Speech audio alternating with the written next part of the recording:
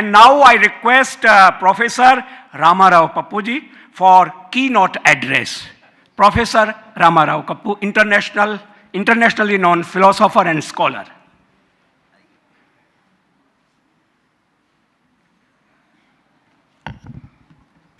Okay. Thank you very much, all the people, respected scholars and the divine soul here, and all the scholars who have come from far and near. It is a great privilege for me to address this particular session of the Indian Philosophical Congress. In 1963, at the Indian Philosophical Congress held in Chandigarh, I read my first paper. After 56 years of gap, I am again reading a paper this time. Professor T.R.V. Murthy was the president of the 1963 Indian Philosophical Congress, attended by great scholars from America, Karl Potter, Alex Wyman, and all those people. They really have inspired me. So 63, I read that paper, and 64, I left for America, and I never came back to the Indian Philosophical Congress. So it gives me a great pleasure and privilege to read this particular paper. The title of the paper is Dharma, an interpretation of Dharma. Dharma, rules, virtues, and paradigmatic individuals. In the past 3-4 decades, Western ethics seems to have taken what we may call a virtue turn.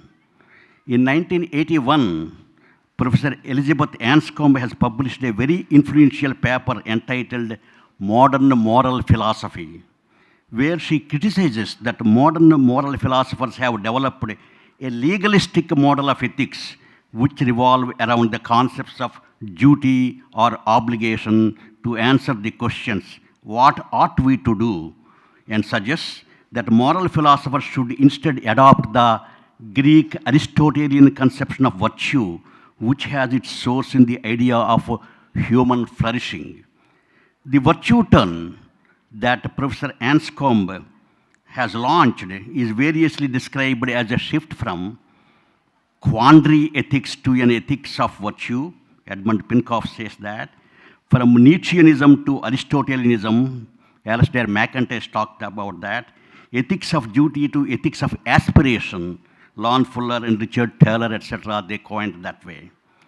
Because of the Indian philosophers' encounters with Western philosophy and philosophers and vice versa for over 100 years, Indian scholars trained in Western philosophy and Western philosophers trained in Indian philosophy have interpreted Indian ethics. Indian ethics were essentially deontology and utilitarianism. These are the concepts people have used. For example, there were lively disputes whether the ethics of the Bhagavad Gita is deontological or utilitarian. Even book-length studies were made on the concept of perfection in Gita and Kant, arguing that Gita ethics is like Kantian ethics. In this paper, I would like to argue that Indian ethics is primarily a virtue ethic. By stating that it is a virtue ethic, we are not abandoning Kantianism and utilitarianism from Indian ethics because they have never dominated Indian thought. Scholars have only interpreted Indian ethics as if it were Kantianism or utilitarianism as something rule-based and obligation-based. I shall do the following 3 things now. First, I shall show that unlike the obligatory ethics, also called the ethics of oughtness, which separates the ought from the is, Dharma ethics has never separated the is from the ought. Dharma ethics traditionally was both a normative and a naturalistic ethic. It doesn't merely ask, what ought I to do, but also, what by nature, swabhava, will I be doing? Second, I would like to show that when we examine the list of dharmas given in Indian classics like the Ramayana, the Bhagavad Gita, or by Indian lawgivers like Manu and Prasastapada, it becomes clear that most of the terms in the list of dharmas cannot be interpreted as duties but as virtues. The catalogue of dharmas presented by Indian thinkers is as exhaustive to lead a is exhaustive and so that they are exhortation to lead a virtue ethics rather than virtuous life than an obedience to a set of moral rules.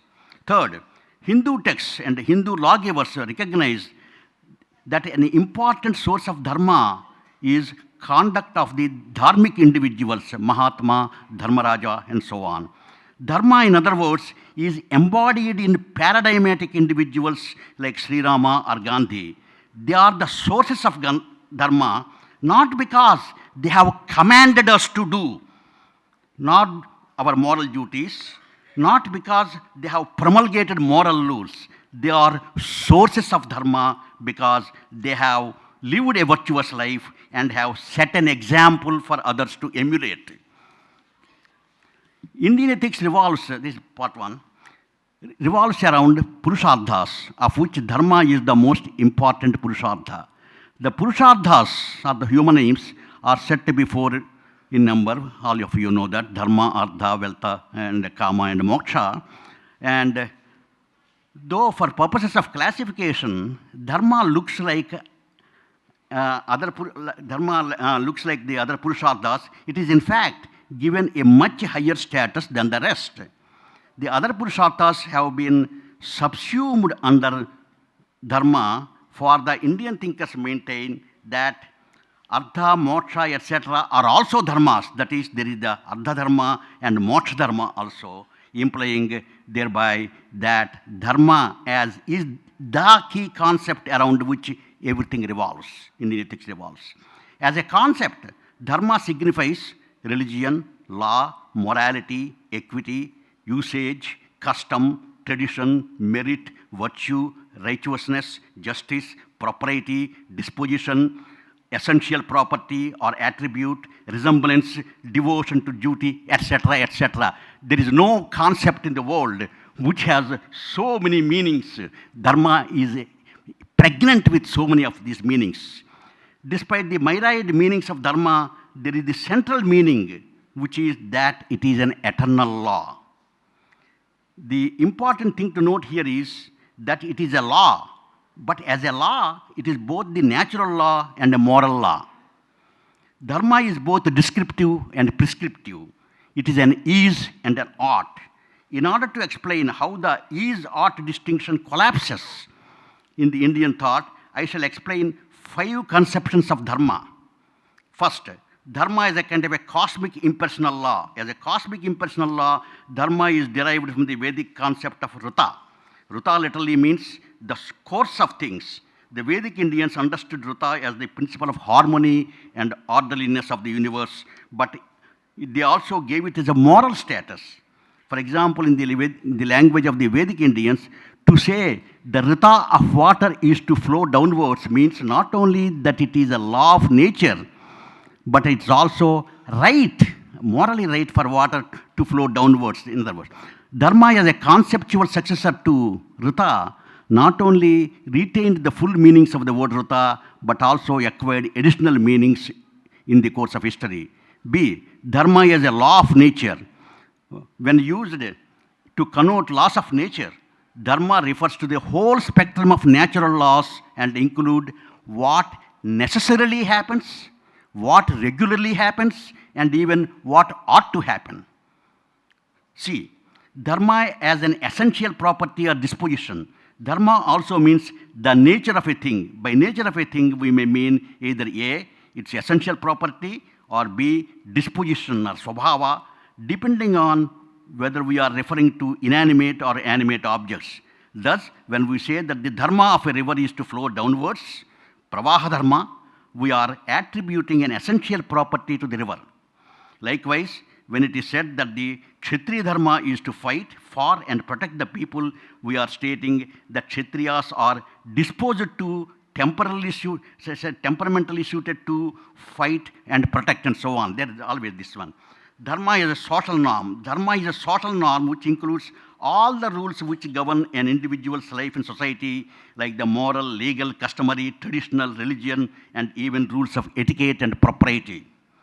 Thus, it is one's dharma to tell the truth, moral rule, to obey the king, legal rule, to perform morning ablutions, a religious rule, to greet a friend, proprietary, etc.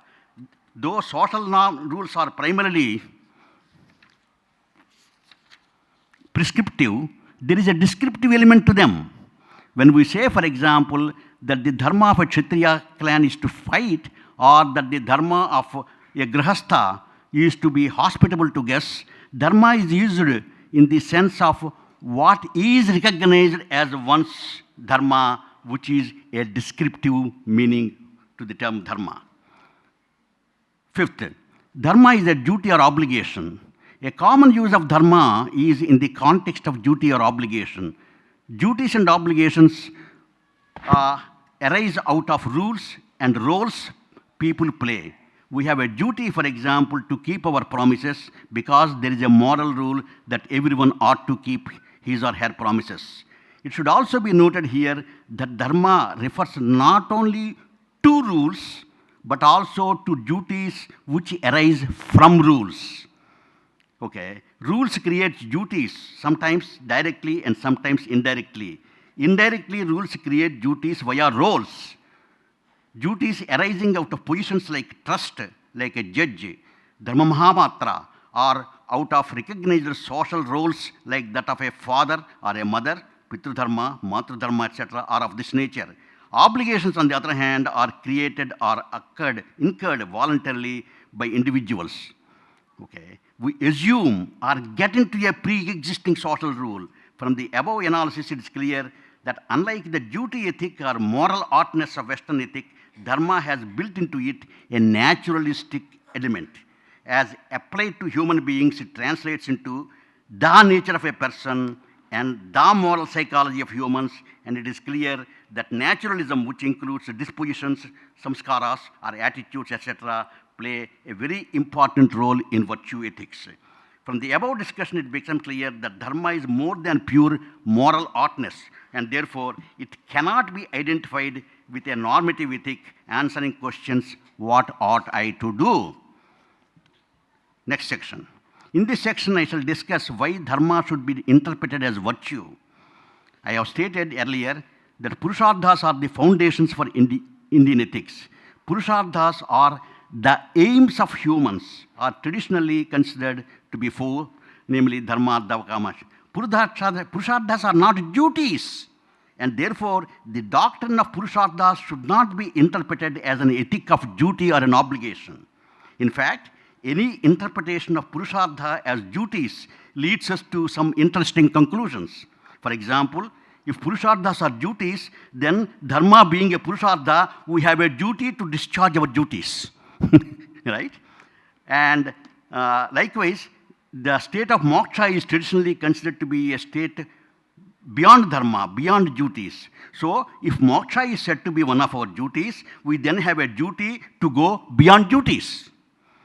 Dharma and moksha should not therefore be interpreted as merely duties without getting into the awkward position that we have a dharma to discharge our dharmas and we have a dharma to go beyond dharma. Okay? Artha and kama fare no better. Purusharthas literally means that which is sought by humans or human aims.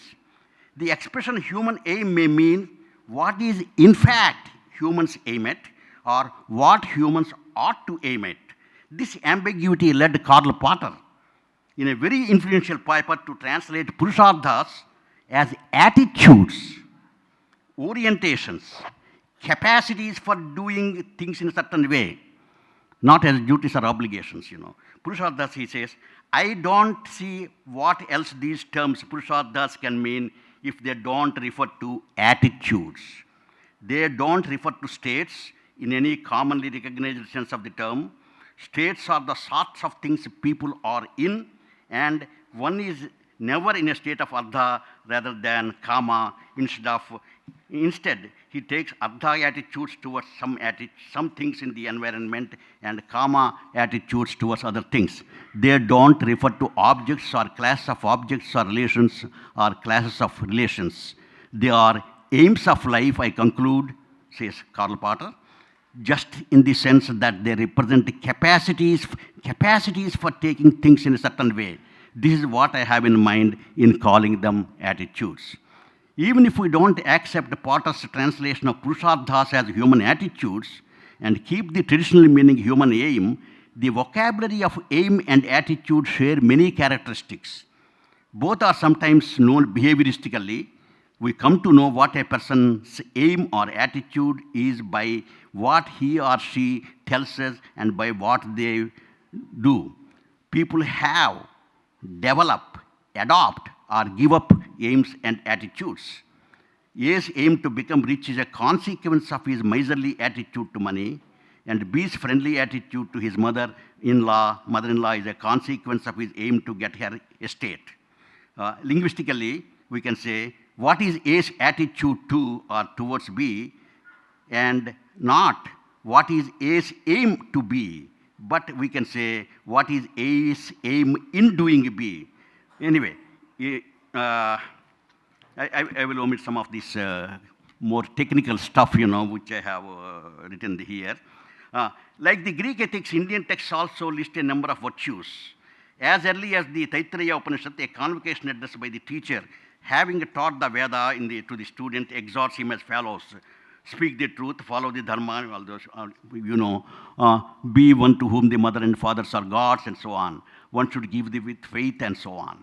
Now, this exhortation to be truthful, to respect others, to have a life of modesty, humility, sympathy, etc., are not duties or obligations. They are virtues. In the Bhagavad Gita, likewise, while describing the Varna dharmas of different Varnas, Sri Krishna says, so calm, self-control, austerities, purity, patience, and so on, and then the characteristics of a Kshatriya dharmas, heroism, majesty, and so on, and then the farmer community, agriculture, cattle tending, and so on. Krishna emphasizes the above not so much as the duties of different varnas, but the natural born virtues of different varnas. This is akin to the moral psychology that contemporary virtue ethics or ethicists are interested. There's a kind of a moral psychology Krishna is talking about. The Ramayana, again, contains its own list of virtues. In the Ayodhya Kanda, a list of virtues is given which Sri Rama typically exemplifies. These are truth, righteousness, prowess, kindness to creatures, smart speech, worship of the twice born, and gods, goddesses, and so on. There is a list. Likewise, Manu, the great Hindu lawgiver, distinguishes between Vishesha dharmas and Sadharana dharmas. So, Vishesha dharmas relative to one's station in life, and Sadharana dharmas, those dharmas which are for everyone. According to him, the common dharmas are 10 in number. They are Dhairya, Kshama, Dama, Asteya, Saucha, Indriya Nigraha, Dhi, Vidya, Satya, Akrodha, and so on. Like Manu, other lawgivers like Prashastapada and Patanjali have their own list of dharmas or virtues, which I don't want to elaborate here. I hope I have made my point with quotations from these texts that dharma ethics in the Indian tradition is primarily a virtue ethic. In passing, we should also note that an important implication of our interpretation of dharma as virtue is that Manu and the other dharmashastric writers will not be the they will not be the whipping boy for all the ills of human Hindu society. In other words, there is a tendency in modern India. So for all the ills of the society, Manu is the cause because he gave the Manu Dharma Shastra. The thing is, what I want to argue here is, sure, Manu had said that wives should be subservient to their husbands and Shudra should obey the twice born and so on. At the same time,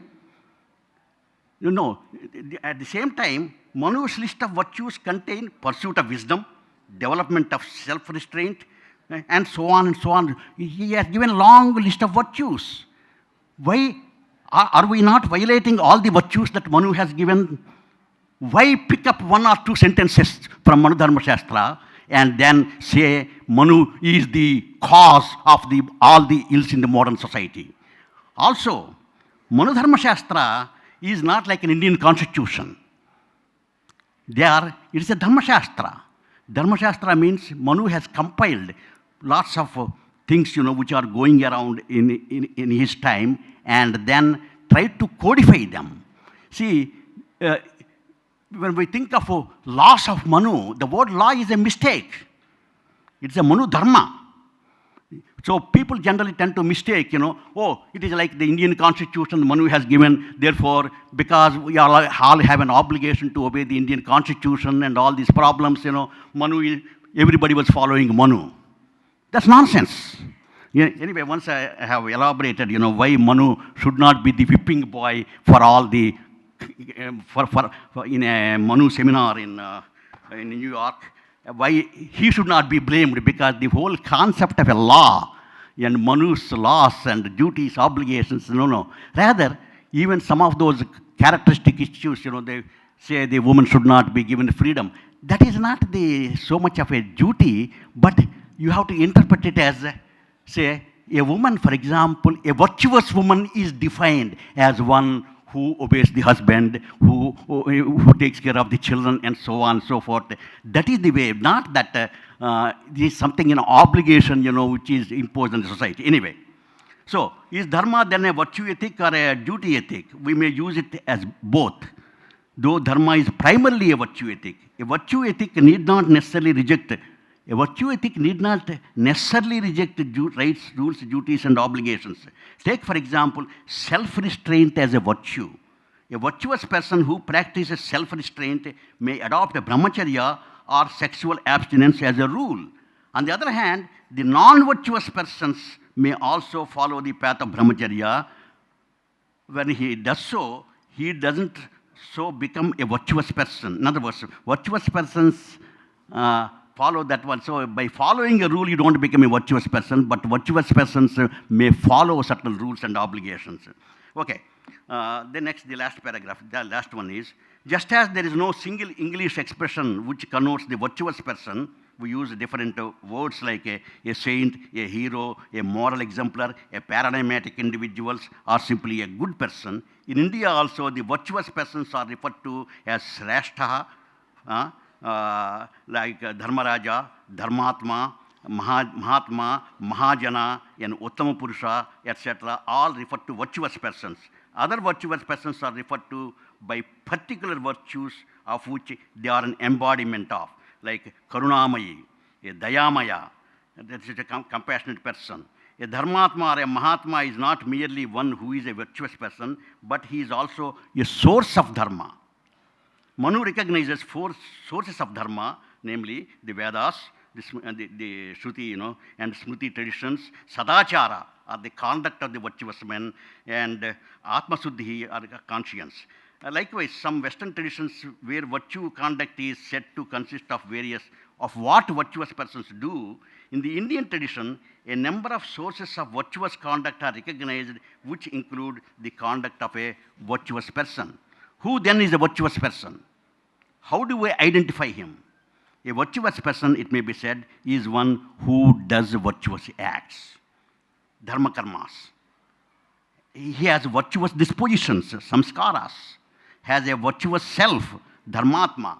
In Indian thought, there is no unitary conception of who the virtuous person is, for the list of virtues and the centrality of a particular dharma is different in different classical texts.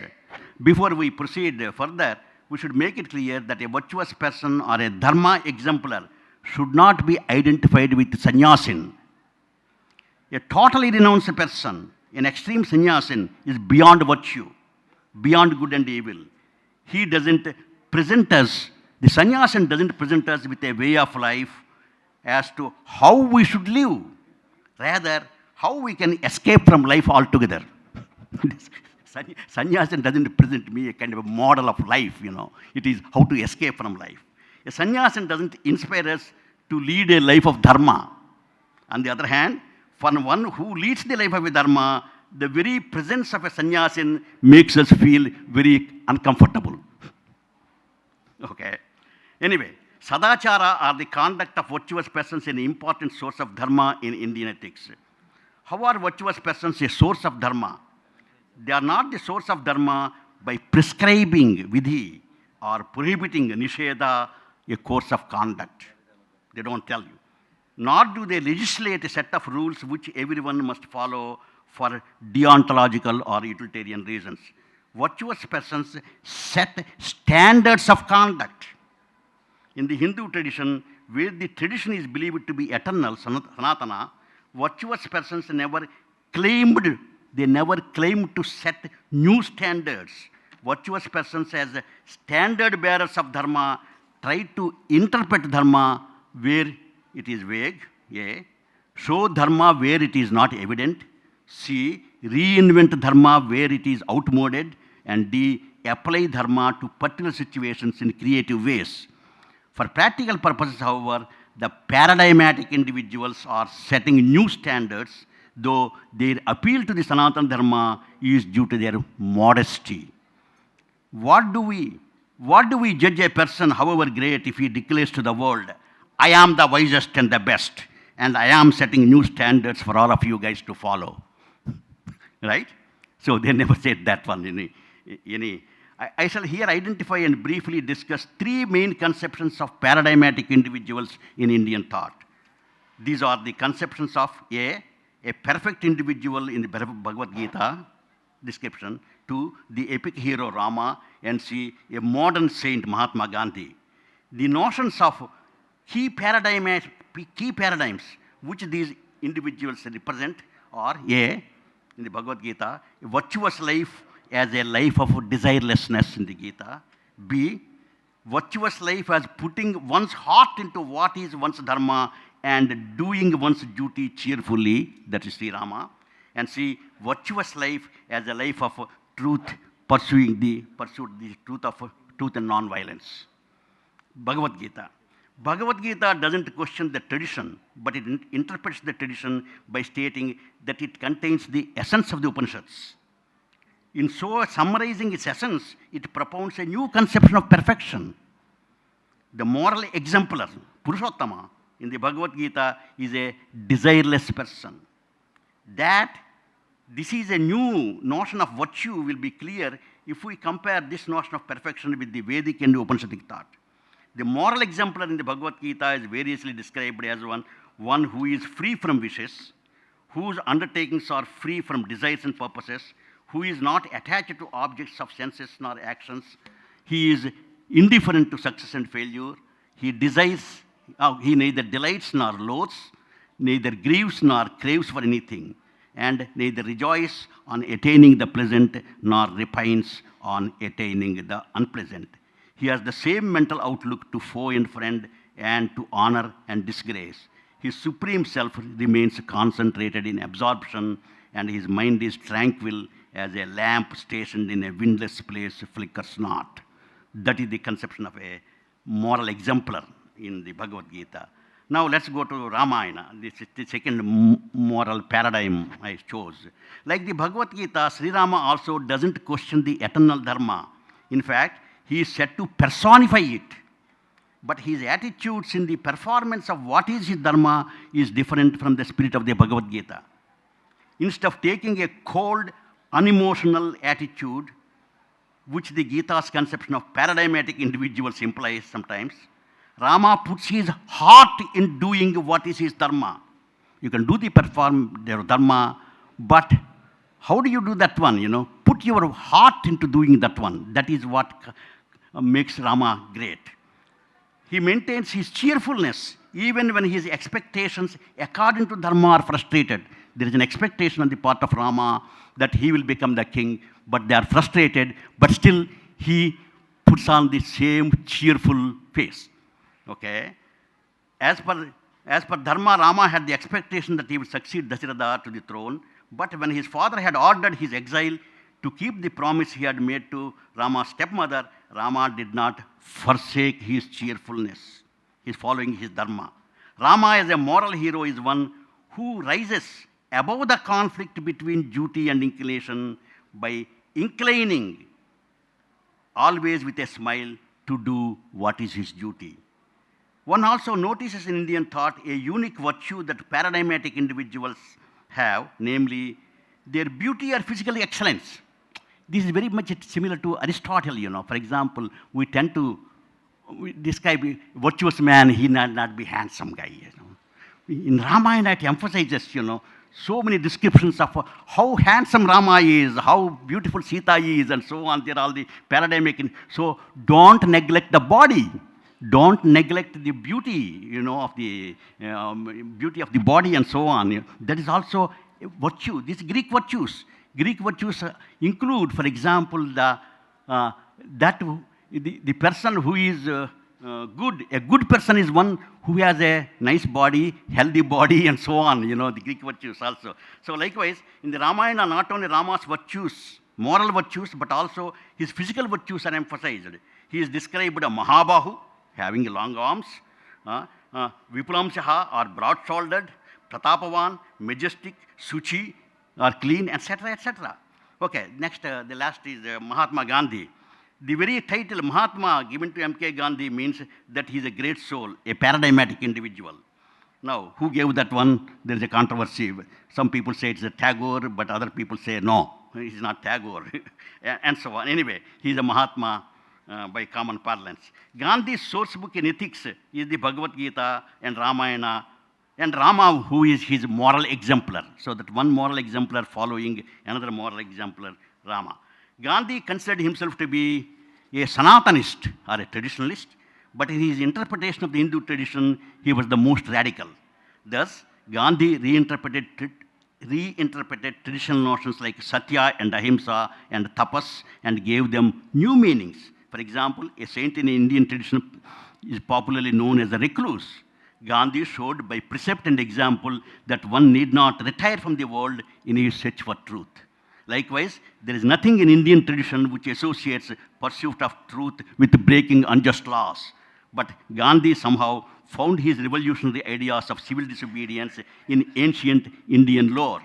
Gandhi's Gandhi's reading of the Bhagavad Gita as advocating a philosophy of non-violence is again a very strained interpretation which is not shared by most modern Indian scholars. In fact, the innovativeness of Gandhi's conception of moral virtues lie in his radical but creative interpretation of the tradition. In other words, the important thing, anyway, two things I want to emphasize. What I have tried to do is the whole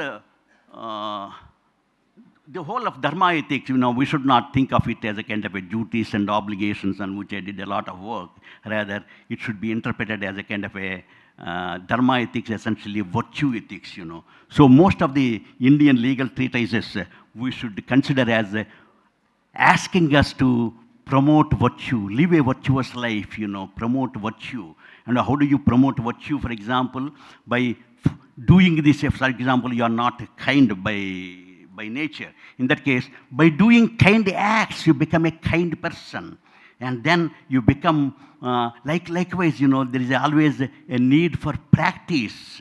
And this is what ancient Indian thinkers have emphasized, not like the modern constitutional law. Okay, you do that, otherwise we will put you in jail.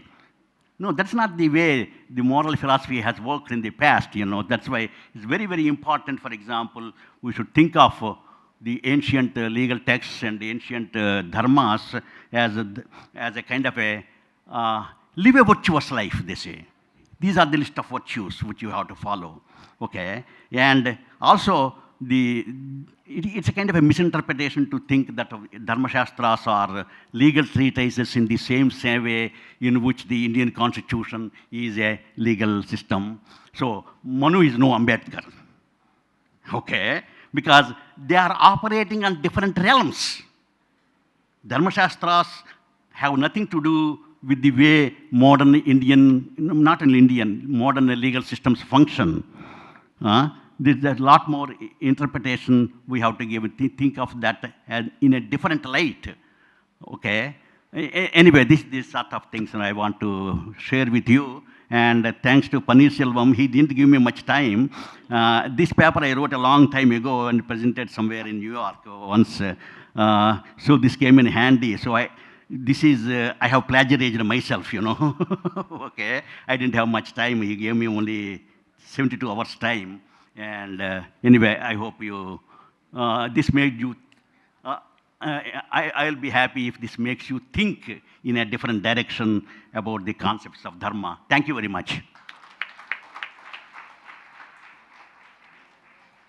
आत्मा वारे श्रोतव्यो मंतव्यो निदिध्यासितव्यः ये यानि अस्माकं सुचरितानि तानि त्वया उपास्यानि नेतराणि ये अस्माकं गुरवः आचार्याः श्रेष्ठजनाः ते श्रोतव्याः मंतव्याः इति. Sir, thanks a lot, Professor Rama Pappuji.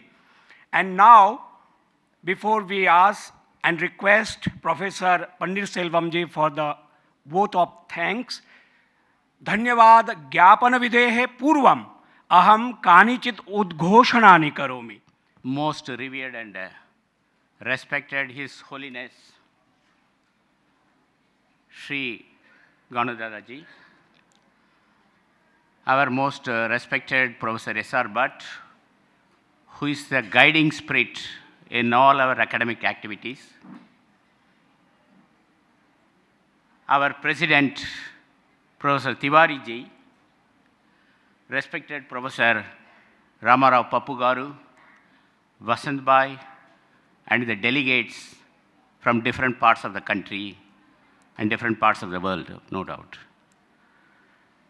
I'll just take 2 minutes to complete my job, because we have got an interesting endowment lecture session which will be followed after tea. First of all, we are grateful to our General President Tiwari ji, who has given an extensive lecture, and his entire lecture we have published in the proceedings of the IPC. In fact, we are grateful to him because when I wrote to him, within 2 or 3 months, he could send the entire script. That is something remarkable. And not only that, the way in which he has approached philosophical problems in that paper is something remarkable, I must say. So I would request all the young scholars to read that in depth, so that there are different dimensions of the paper. Of course, I don't want to dwell on that point. So this is something really remarkable, and we are grateful to you, sir, for kindly accepting our invitation and delivering an interesting lecture by your way of presidential address. And we are grateful to our chairman of IPC, APC, ICPR, because Professor Bhatt always guides us. In fact, the theme, the holistic way of life and living, was chosen by him on 2 grounds. The first one is that he argued that there is an interrelation between human beings and nature. So he suggested that we'll have this topic. And there is also another dimension of this, that is, he said that since we are going to have this conference here in this Holistic Science Center, the Dadaji's main focus is on this interrelation between human and nature, and the holistic vision is very much represented by this, his writing. So by combining these 2 ideas, he suggested that the theme of this IPC should be this holistic way of life and living. Thank you very much, sir. In fact, we are very much benefited. I was telling him that we are very much benefited by his theme note. You know? He has introduced the theme so nicely, and there are a lot of things he said, but one thing which is very much essential is how to make philosophy relevant. This is this is a very important question, because most of the time we are talking about ivory tower philosophy or armchair philosophy, which has no relevance to the society. The students are asking the question in the classrooms, what do I gain by reading this? What do I gain by reading this text? So unless we make a philosophy relevant, I think, our students will be losing interest. So, as very rightly said by our chair, Professor Bhatt, that we should make a philosophy socially relevant, and Indian philosophy gives a lot of guidelines for making Indian philosophy more relevant. Thank you very much, sir, for your excellent theme note address, or what I would call introducing the theme here. That is a apt term. So thank you very much, sir. And we are very grateful to our Rama Pappu garu. As he correctly said, I have given him only 3 days' time. He was so kind enough to accept our invitation, because we thought that there should be a senior most professor who could address our gathering. And when I wrote to him, so he said that I'll speak on Dharma. This is a very beautiful interpretation of Dharma. You might have seen that how he has proceeded from the classical to the contemporary. Ramayana, Mahabharata, and then Mahatma Gandhi. And I would say this is nothing but a hermeneutical interpretation of Dharma. Sir, we would like to publish your article, because we are planning to publish the proceedings of the IPC with the permission of our chair. So definitely we would like to include, because this will be very much beneficial to the students' community.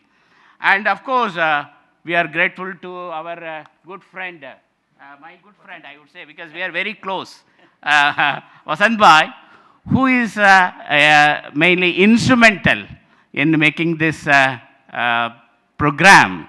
And I would say that the entire team, we are amazed. When I and Balaganapati came here for the first time, we are amazed to see the work, the dedication they have. That is something remarkable. And they have got a very good team, I would say. For example, our Patelji, Sri Patelji, will you stand? Lalabai Patelji, who has been, excellent work he has done. Excellent work he has done. We are grateful to him and his team. And my sister, Yashodhara Kar, she has also, the entire team. Of course, we will be thanking individually when we have this valedictory, but their work is something remarkable. We are very grateful to you. The IPC would put it on record, the service rendered by the Holistic Center, which has contributed very much for, and our Harish Mehtaji, I don't know whether he's there. The entire stage, he has constructed that. He is an architect and he has done that. So we are grateful to this center for giving the permission to host this IPC in this place, in this holy place, I would say. And the most important thing is the presence of His Holiness Dadaji, Kanu Dadaji, who was kind enough to be present here throughout the academy, the inaugural session. And we are blessed by your presence, sir. And we always take your advice and suggestions for promoting philosophy, and people like you should give us a proper direction, so that the Indian Philosophy Congress can go further and make a lot of contribution for the academicians, and especially students should be benefited by the Indian Philosophy Congress. And this time, because of the effort taken by my good friend Patelji, we could get 350 delegates from different parts of the country. This is something remarkable. And also I must tell you that there are large number of students who have come from Nehu, and Mao is responsible for bringing them, and also from Ferguson College 15 students have come. So now I feel that the IPC, we are taking the IPC, we are able to take the IPC among the students, which is very much important, and I am grateful to you for your kind presence. With this, I stop, and because we'll have a tea break, and then we'll start the session in another 10 minutes. And another 10 minutes, we'll have the endowment sessions. And please come and attend these endowment lectures, because there are very good presentations which are there. So please come after 10 minutes. It is only a tea break, tell them. It's not a lunch break. It is not lunch break. It is a tea break. Tea break only. 10 minutes. 10 minutes only, please. बहुत दुखद समाचार है कि lunch delay हो गया है। 10 minute का tea break है, और उसके बाद प्लेनरी सेशन 1, और फिर उसके बाद लंच है। तो अनेन सहैव इदम् उद्घाटन सत्रं 92तमस्य भारतीय दर्शन सम्मेलनस्य उद्घाटन सत्रम् उपसंह्रियते। ॐ पूर्णमदः पूर्णमिदं पूर्णात् पूर्णमुदच्यते पूर्णस्य पूर्णमादाय पूर्णमेवावशिष्यते ॐ शान्तिः शान्तिः शान्तिः। जय सच्चिदानंद।